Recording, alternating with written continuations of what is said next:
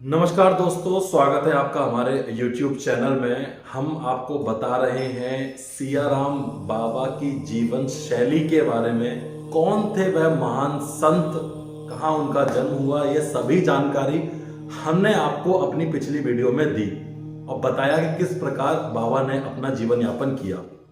तो बाबा ने जब अपना जीवन यापन किया, इतनी सारी उन्होंने तपस्या की, तो ऐसा तो हो ही नहीं सकता कि बाबा के कुछ रहस्य ना हो, उनके जीवन में कुछ रहस्य घटित ना हुआ हो।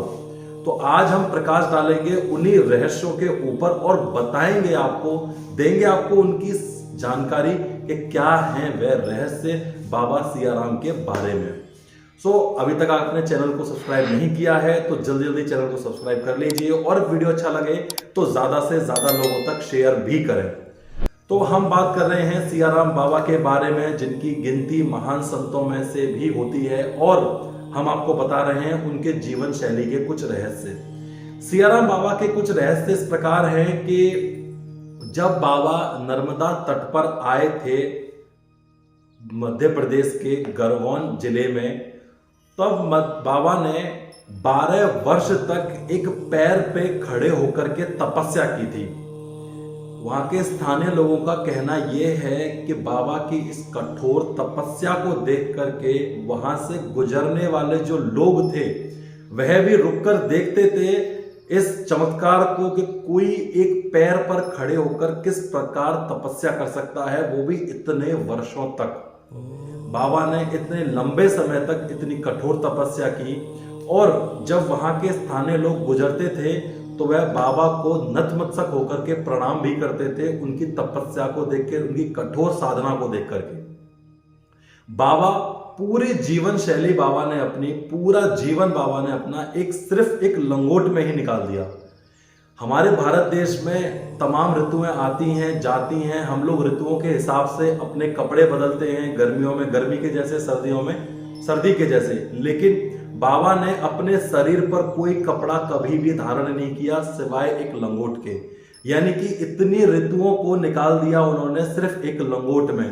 और ऐसा भी नहीं है कि बाबा का जीवन बहुत छोटा रहा, 110 वर्ष की आयु में बाबा ब्रह्मलीन हुए, यानी कि अपने जीवन के 110 वर्ष उन्होंने सिर्फ एक लंगोट में ही निकाले। तो यह भी अपने आप में बहुत बड़ा चमत्कार और रहस्य भी है।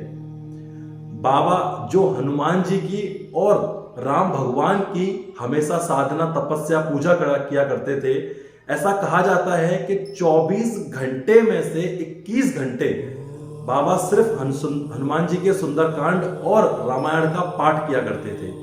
यानी कि इस 24 घंटे में से 3 बचे हुए घंटों में वह अपनी दिनचर्या को पूरा किया करते थे। जहां आज हमको 8 घंटे सोने के लिए चाहिए होते हैं, वहां बाबा 3 घंटे में अपनी पूरी दिनचर्या कंप्लीट करते थे।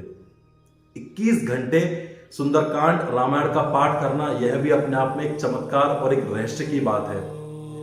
ऐसा कभी कहा जाता है कि बाबा 12 वर्ष तक मौन रहे। जब बाबा नर्मदा नदी के तट पर आए, मध्य प्रदेश में जब वह तपस्या करने के लिए आए, तो उन्होंने 12 वर्ष तक किसी से कोई बातचीत नहीं की थी, वह सिर्फ मौन धारण करके रहते थे। 12 वर्ष के बाद में जब उनके मुख से पहला शब्द निकला तो वह था सियाराम। यानी कि पहला शब्द भी उन्हीं का निकला जो उनके आराध्य थे, सियाराम। इसीलिए उनका नाम सियाराम बाबा फेमस हो गया, उनका नाम पड़ गया। सियाराम बाबा जो कि 110 वर्ष की आयु में ब्रह्मलीन हो गए, आज भी वह अपने पूरे काम काज को खुद किया करते थे। कभी भी किसी से कोई काम, यानी कि खाना बनवाना, अपने दिनचर्या काम को करवाना, किसी से कुछ नहीं करवाते थे, सारा काम खुद करते थे। यह भी बहुत अपने आप में चमत्कार वाली बात है।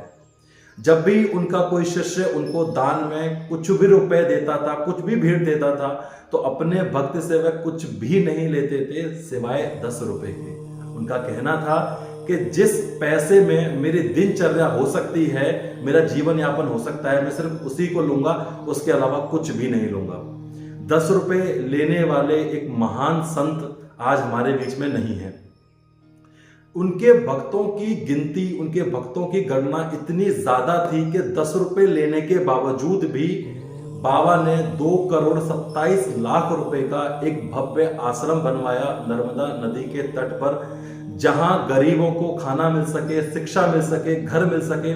वहां आज भी कई हजार गरीब लोग रहते हैं, शिक्षा प्राप्त करते हैं, खाना खाते हैं।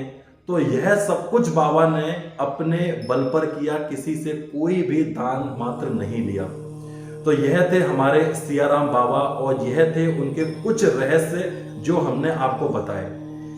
वह इतने बड़े महान संत थे कि हम उनकी जितनी ज्यादा बातें करें उतनी ज्यादा कम है, जितने रहस्य बताएं उतने कम है, जितने चमत्कार आपको गिनाएं उतने कम है, क्योंकि महान संतों की बातें भी हमेशा महान होती हैं, छोटी कभी नहीं होती हैं। तो इसी प्रकार हमारे वीडियोस को, हमारे चैनल को आप प्यार देते रहें। अगर वीडियो अच्छा लगा हो तो ज्यादा से ज्यादा लोगों तक शेयर करें, ताकि सभी लोगों को संपूर्ण जानकारी मिल सके। और कमेंट में सियाराम बाबा लिखना ना भूलें।